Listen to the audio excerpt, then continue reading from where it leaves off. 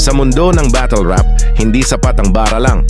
Kailangan ng lalim, talinghaga at talas ng panulat. At pagdating sa makatang bumibitaw ng mga linya na parang tula pero may matinding bigwas, isang pangalan ang hindi pwedeng kalimutan, MR Industria.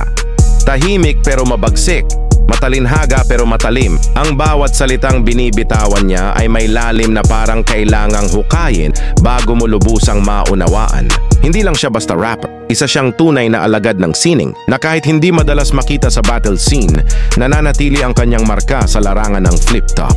Ano nga ba ang sikreto ng kanyang matinding pen game? At bakit hanggang ngayon malakas pa rin ang impact niya sa battle rap culture? Tara, himayin natin si MR Industria. Mag-subscribe ka muna kung fan ka rin ng Flip Top Battle League.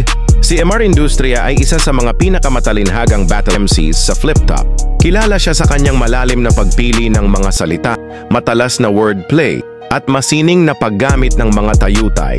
Ang kanyang estilo ay hindi lang basta banat o personalan, may lalim ang bawat linya at madalas itong may doble o triple na kahulugan. Isa rin siyang mahusay na manunulat, hindi lang sa battle rap kundi pati sa kanyang mga tula at kanta. Maraming nagsasabing siya ay may pagkamakata, kaya't ang kanyang mga bara ay parang isinulat ng isang makatang may matinding galit o emosyon. Minsan, ang dating ng kanyang mga linya ay parang puzzle. Kailangan mong pag-isipan bago mo lubusang maunawaan ang buong mensahe. Sa battle, kaya niyang pagsamahin ang teknikal na aspeto ng multis, internal rhymes, at complex schemes habang may mabigat na nilalaman. Hindi lang siya puro style, may substance rin ang kanyang mga sinasabi. Kaya naman kahit hindi siya ganon ka-active sa battle scene, malakas pa rin ang respeto sa kanya ng mga fans at kapwa MC.